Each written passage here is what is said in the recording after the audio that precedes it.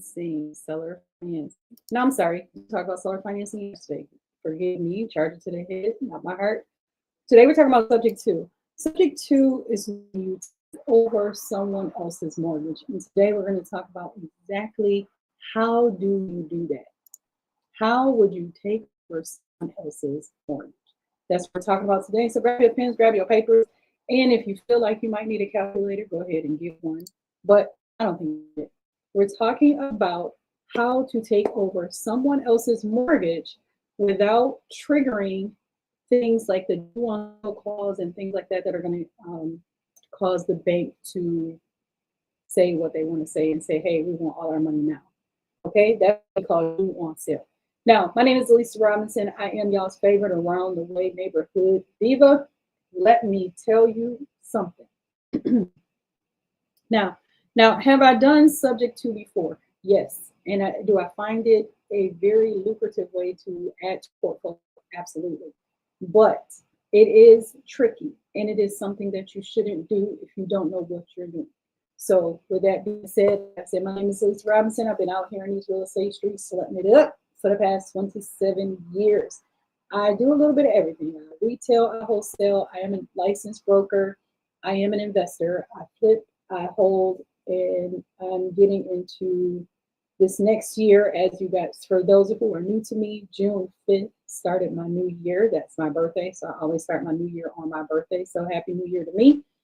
What we're talking about today is subject to financing. This is where you take over someone else's mortgage.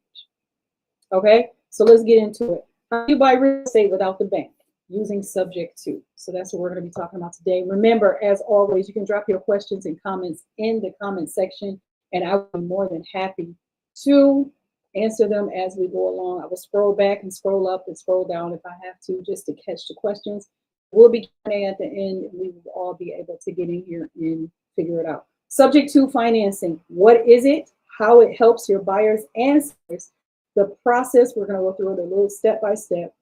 I'm going to give you some example terms of how subject to can be used. We're going to talk about the paperwork and the legal tips, and we're also going to get into similar other things that can be considered creative financing or subject to. Now, let's talk about what is subject to financing. And for those of you who don't know, I simulcast, so I have Facebook, LinkedIn, and YouTube and Instagram on this camera, and I've got TikTok over here. Hey, TikTok, how y'all doing? Now, so if you're going back and forth, that's why. And I have my notes right in front of me, so I don't forget to give you anything. What I want you to do is this. Grab your pens, grab your pens. If you've ever been interested in investing in real estate, but you don't have the credit and you don't have a lot of cash on hand, I'm the one you should follow. So hit the follow and subscribe buttons all over my social media platforms, and we will get into it. Now, what is subject to? Subject to is buying a property subject to the existing mortgage, meaning the loan will stay in the owner's name. However, the buyer takes control of the deed and makes the mortgage payments. Okay, let me say that again. The mortgage loan will stay in the buyer's name, in the seller's name, but the buyer will take over the deed and take over the mortgage payments. So this, for those of you who don't know me, my favorite homeowner is Miss Susie. Miss Susie lives down the street. She's ready to go. She still got mortgage on her house. She refinanced it a couple years to get her done and to get some other updates done. Now, Miss Susie has a mortgage and she's ready to move, but she doesn't want to move with this mortgage. She hits me up, hey, Teresa, I know you invest in real estate. What can I do? Well, Miss Susie, what you can do is this. Your house doesn't have a lot of equity in it at the current moment. However, what we can do is I can take over your mortgage payments. Well, how does that work? Simple. I'm going to take over your mortgage payments. You move out of the house. We're going to do the mortgage will stay in your name. I'll take over the mortgage payments. But my name is going on the deed. Miss Susie says, hey, okay, whatever. Now, here's the tricky part. Miss Susie goes, well, what happens if you stop making the payments? Miss Susie wants to know because she's my experienced investor at this point, so I can't say nothing else. Make sure you're sharing this live out other friends and family members and followers that want to learn how to invest in real estate with little to no money out of pocket, because today's subject to is our subject of choice, and that's what we're talking about. So Miss Susie has this house. She wants to leave. I take over her mortgage. We get the attorney to do the paperwork, and the paperwork is done. I now own the house. The mortgage is still in Miss Susie's name, and I'm still making payments. What do I want to do with the house? I want to rent it out. And I'm going to rent it out for about $500 to $1,000 more than what Susie was paying on that mortgage. What does Miss Susie want from me? She wants $10,000 out of pocket. Okay, I give her 10,000. Miss Susie might only want 5. Miss Susie might be like, look, I got cash in the bank. I just want to be done with this house, and I don't want to leave it to someone that's not going to take care of it. Give me $500. And believe me, that happens more than you think. And I'm going to give you some situations later on in this live stream where you can actually get an idea of how this is going to work. Okay. Now, for those of you who are just joining in today, is subject to financing, subject to the existing mortgage. Now, you're not assuming the loan. That is not what this is. In subject to, you do not assume the mortgage. You don't assume it. You take over. Now, assuming a mortgage means you take the existing terms of that mortgage and puts it in your name. That's not what subject to is. Subject to is taking over a mortgage. So please make sure, if you don't learn anything else today, make sure you learn that. Okay? The loan remains in the seller's name. It does not go in your name, but the ownership of the property will transfer to you. Yeah, I know y'all was like, wait a minute, what? You can do that? Yep. Your credit is not ran, and you don't need a whole lot of money down when they do it either. So let's get into it. Now, first of all, let's talk about how is subject to used. How do we use subject to? Investors use this method to acquire property with little to no money down. And your people, your cousins, your distant cousins, they've been doing this for years, but they've been gatekeeping the secrets. And guess what? I am the key to the gates. So let's get it. Now, you will skip the bank process. You do not have to go through the approval process when you are taking over. When you do subject to, you do not have to go through an approval process. When you do subject to, you don't have to go through the approval process. I'm going to keep repeating that because a lot of you don't understand or don't have an idea or know what that means. That means that we no longer have to have proof of income. We don't have to have great credit. We don't have to have a whole bunch of money in the bank. We don't have to have closing fees. We don't need a down payment assistance program. We don't need that. Subject to means we're going to take over the loan that's already in place. Okay. Now, you're going to take over, most likely, you're going to take over a distressed property. And I'm going to give you a clear meaning as to what a distressed property is. Stress does not always mean it needs a lot of work. So this is why you want to follow your girl. Follow me, subscribe to my YouTube channel, because we need all of this information, and I need you guys to know all this information, okay? Now, distressed or behind on payments. Now, they're both considered distressed, to be honest with you.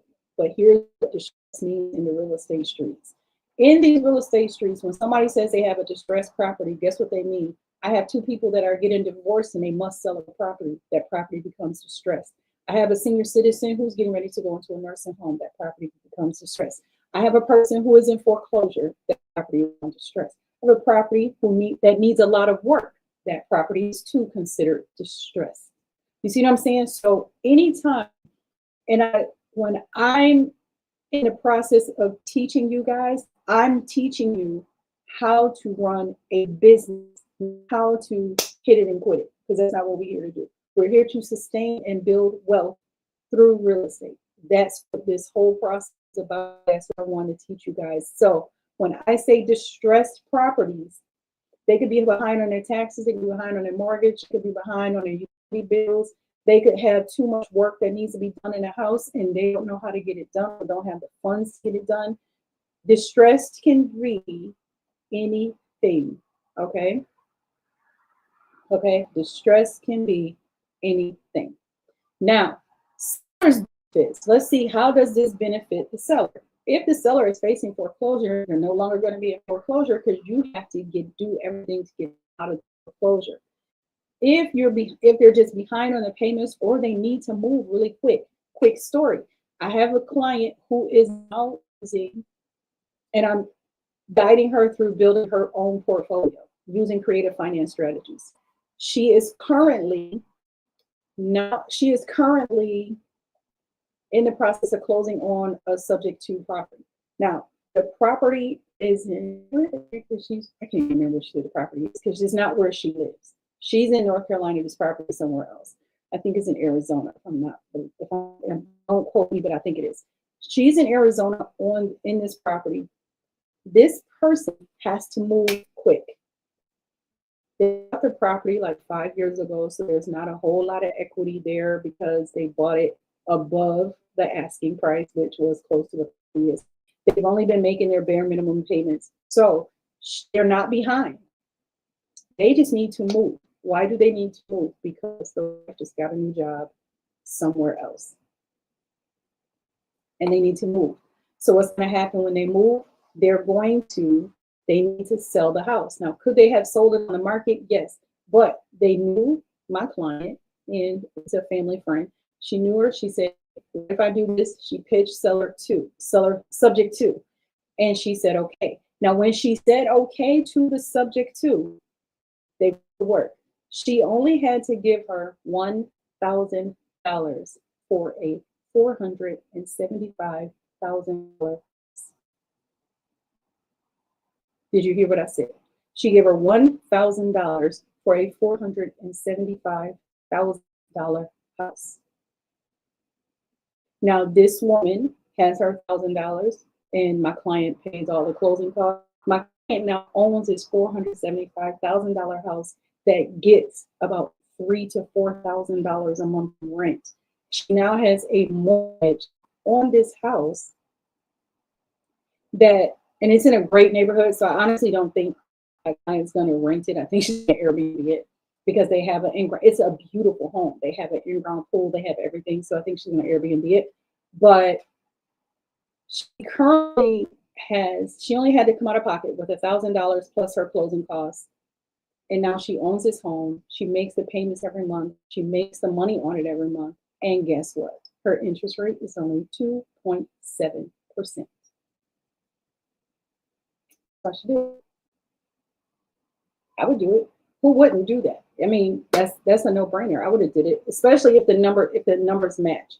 And I think she's going to, because her and her husband were actually thinking about moving to Arizona. I think that's why she bought the house. But if they decide not to move into it, because you can buy your dream home using subject to financing. You can buy a rental property using subject to financing. You don't have to live in it. You don't have to own it. You don't have to live in it. You don't have to rent it out. You can Airbnb it. You can do whatever. Or guess what? She can put it on the market.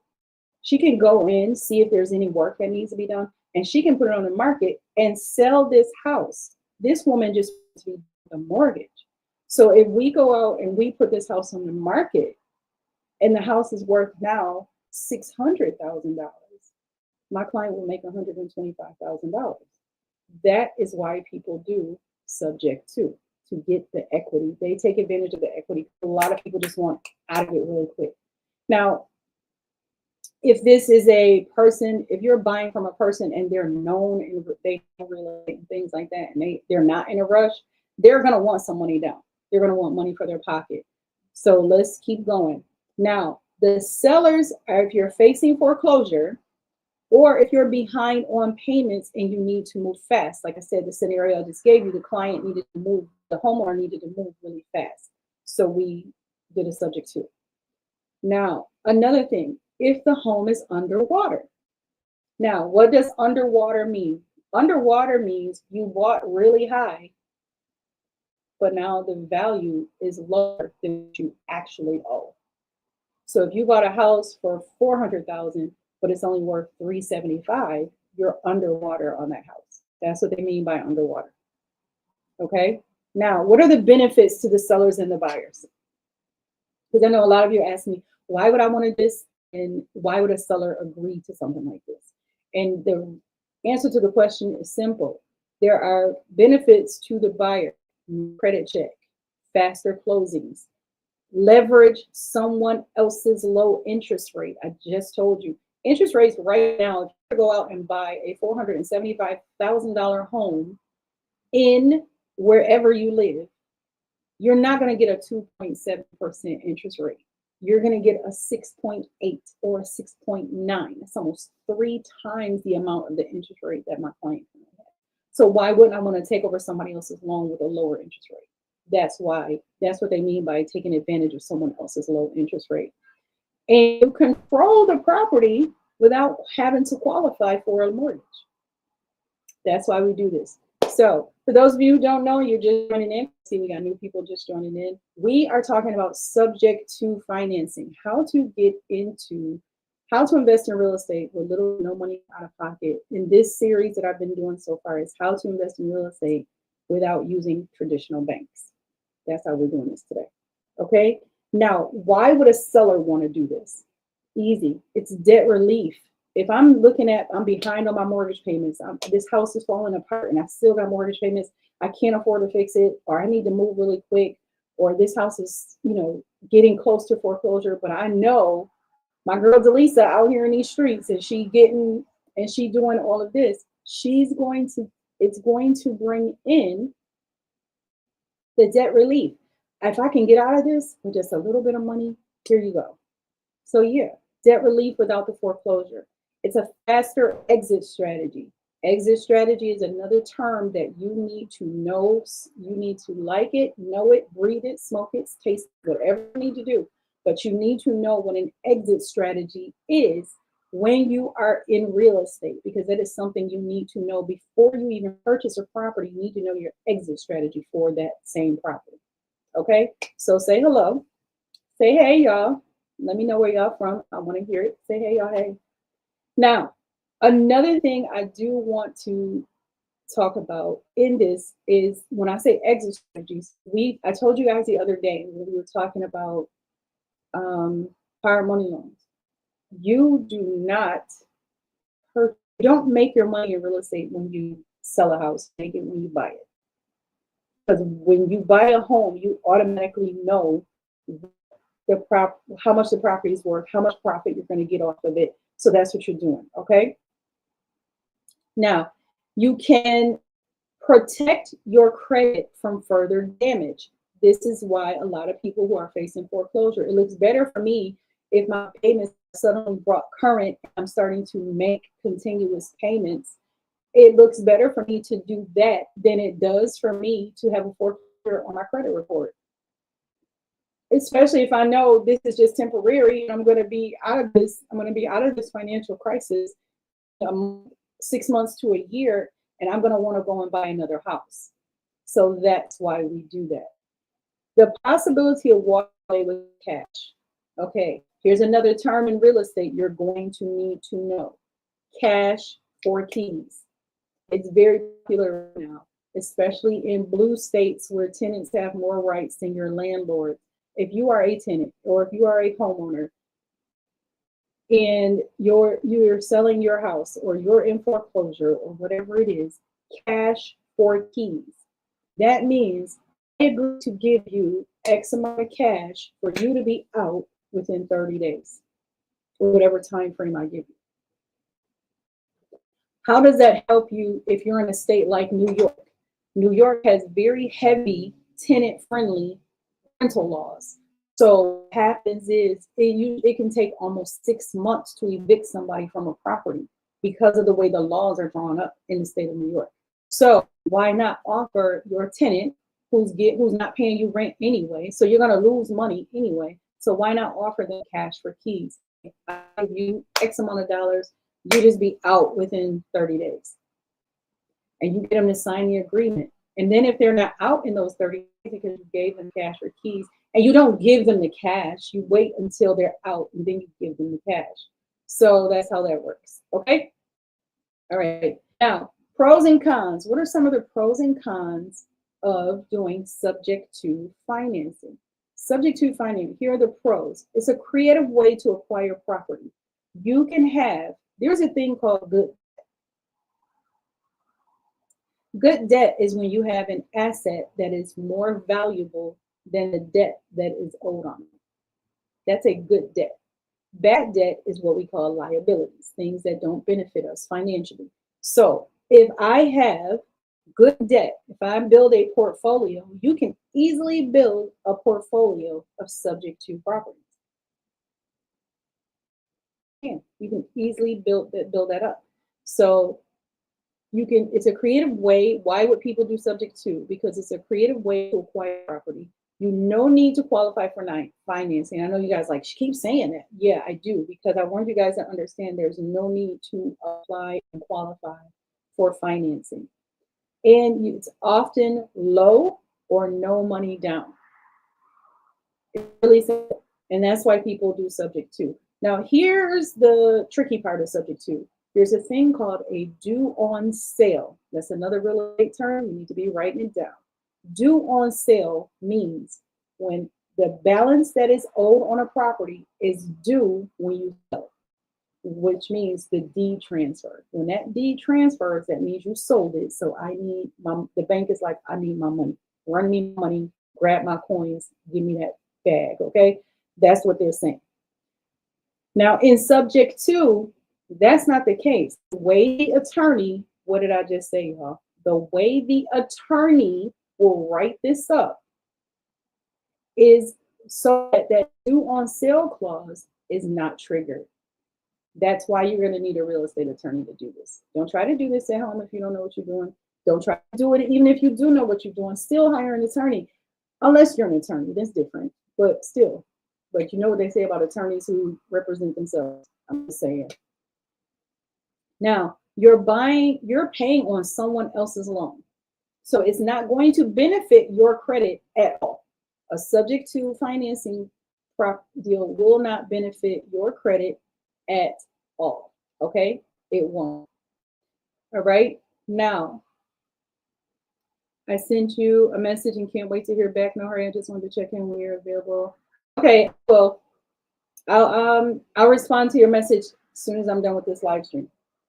Okay, now sellers may still feel liable. You still may be liable if you're a seller doing subject to. You will still be liable for the loan all around. And you have to build that trust. You have to build trust within the seller. Now, how do you do subject to? Easy. You get a lawyer. No, I'm just joking. Here we go. Okay, yes, you will have to get an attorney to do this because I do not want you guys to do this by yourselves. However, what I say is this. First, you're going to find a motivated seller. Usually people that are behind on their mortgages are motivated to get out of them. So that's what most subject to start. Explain subject to clearly. Explain the pros, the cons, the ins, the outs, the A to Z of how it works. Negotiate your terms. And what we mean by terms, remember I said this yesterday, terms is a word, is a vocabulary word in real estate that you need to know. Terms are what you pay, how you pay, when you pay, who you pay, how much return, when you're going to pay. That's what terms are. So that's what I want you guys to understand, okay? Do your due diligence. Make sure you still are going to run title. I'm still going to run a title on a subject to, because I want to make sure the property that I am acquiring only has that loan against it, not other debts. That's why. Okay. Draft the paperwork with an attorney. Have your attorney draft that paperwork for you. Close the deal with the title company familiar with creative financing. Don't go out here in these real estate streets, creative financing with a bunch of people who don't know what they're doing.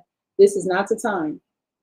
This is not the time, because you want to make sure everything is done correctly. So this is not the time for you to play, oh, I can teach you. No, this is not that time. When you're doing creative financing and if you're just learning and you also try to teach someone else, no, you want somebody who can teach you when you're just learning. Okay, this is not the time to sit back and say, oh, well, let me get this lawyer. My girl just graduated from law school and she's gonna focus on real estate. Let me get her to do it. No, because your girl who just did that, she knows she's doing it. So you don't do that. I want you to go with an experienced real estate attorney, not just real estate attorney, like I said. And I commend Tiffany Hawes in Atlanta, Georgia for this all the time. She is one of the top real estate attorneys in the city of Atlanta. And guess what? She will tell you, I do not do wholesale deals. She will tell you that up front. And it's instead of trying to play with your mind and play with your money and mess up your transaction, she tells you, I don't do it. But here's somebody who may. And she'll refer you to somebody else who might do it. That's the type of attorney I want on my team. So I'm being real. That's the type of attorney I want on my team. So when we say this, do this, that's what you have to do. So you make sure the people on your team are well versed. And this is one of those situations, real estate, period. I don't care who you talk to, what you talk to, how you say it. Real estate, period, is where you want people on your team that know more than you, especially just starting out. You want people on your team that know more than you. All right, so make it happen. Now, you also want to make monthly payments directly to the lender, not the seller. You do not give this money to the seller. What I say? Do not give this money to the seller. You make sure that you give it directly to the lender because the seller wasn't paying their mortgage before. What do you think they're going to take your money and pay the mortgage now? Don't do that. Don't be dumb. And yeah, I said it. Don't be dumb. Nope. So where can you find these type of deals? I gave you a whole bunch, but we'll run through it again. Pre-foreclosures, probates. Probate is where you have a homeowner that is deceased. Landlords who are tired of their tenants. There's a lot of them going around, especially after COVID when they had that mandate. Well, I know in New York, mandate in place. COVID was started in March 2020. That mandate went until January of 22. People didn't have to pay their rent. Yep, sure did. So a lot of tenants, a lot of landlords in New York State opted to get out of their portfolios at that point. Excuse me. Divorce. I told you, two people who are divorcing, they have to sell a house. I'm literally going through this right now in Wisconsin on a deal that I'm negotiating, but we've already decided a wholesale deal. So that's that. Homes listed for a long time. You heard what I said? Homes that are listed for a long time. And let me tell you, right now we're in an evening out period. You're going to hear a lot of people tell you we're in a buyer's market. You're going to hear a lot of people still say we're in a seller's market. I call this the level period. This is where we level out. And I told you guys I've been in real estate for 27 years. This is not something I'm new. I went through the housing crisis of 2008. I bought up a lot of the foreclosures at that point that people were saying they didn't get out of. I did that. So when I tell you that I am doing this, I do this in real life. This is a leveling period. This is where things are evening out. A lot of people are like, oh, interest rates are so high. No, honey, interest rates are where they should be. This is what normal interest rates are. When we were getting 2.8 and 3%, 4% interest rates, that was uncommon. Anything over 7% is high, in my opinion, because I know that in the 80s, real estate had 18% interest rates on it. And if you don't believe me, go Google it.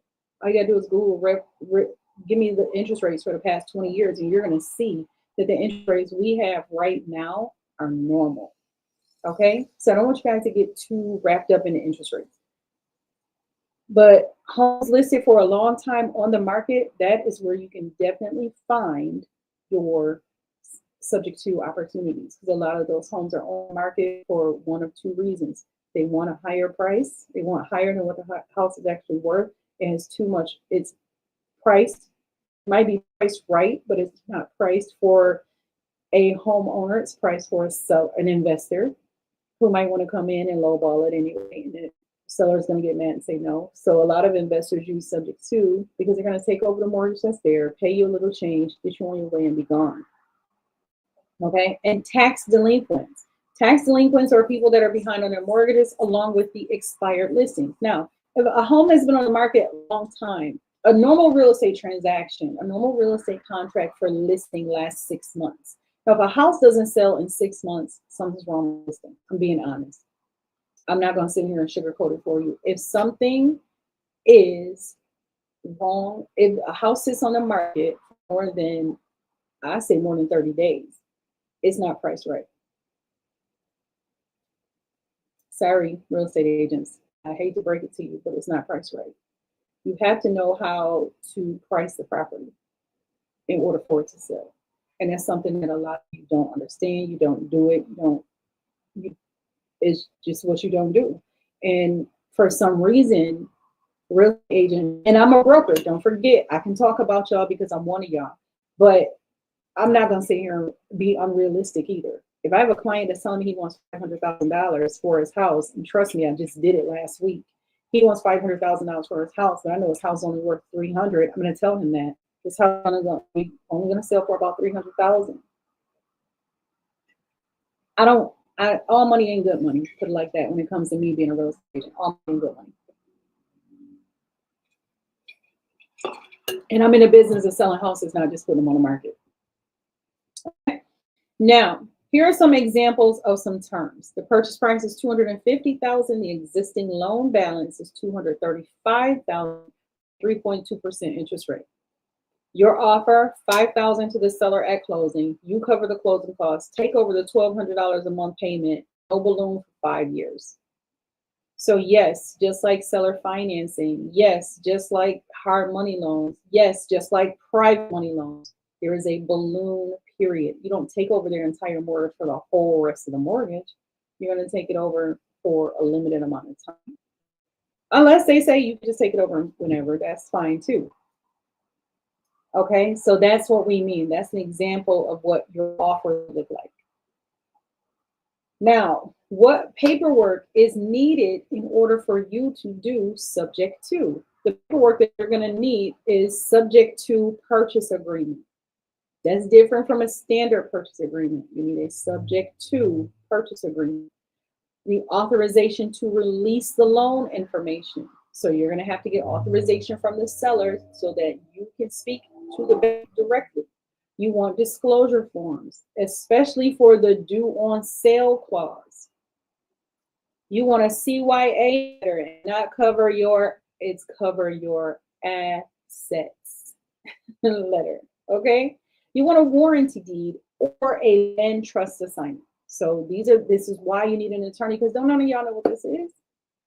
And I don't even have time to sit here and tell you everything that you need, okay? I mean, everything that all of this and what it means, I should say. And you need escrow or a loan servicing agreement. Now, why you should use an attorney is first and foremost is to protect you and protect the seller. You ensure your documents are complied with local laws. Because I'm in New York, I can't tell you what paperwork is going to be required to do the same transaction. I know it's illegal. I just can't tell you the same transaction. Florida law might require you to do something else. That is why I need an attorney. Okay. So when we're doing subject to, when you're doing any type of creative financing, you will need an attorney. Unless you're wholesaling in a non-attorney state, in a title company state, then you can just go through the title company. But other than that, you're going to need that you're going to need an attorney. Okay. Clarify title and the due on sale risk and to structure the deal legally and ethically. That's why you need an attorney. Now, some other creative methods that are close to or similar to subject to is called a wraparound mortgage. You wrap a new loan around the existing mortgage. Now, that's something you got to look up because I don't have time to tell you about that because today that's not what we're talking about. A contract for the deed, a land contract. The seller keeps the deed until paid in full. Novation, sell on behalf of seller with permission to market and profit. Things like that.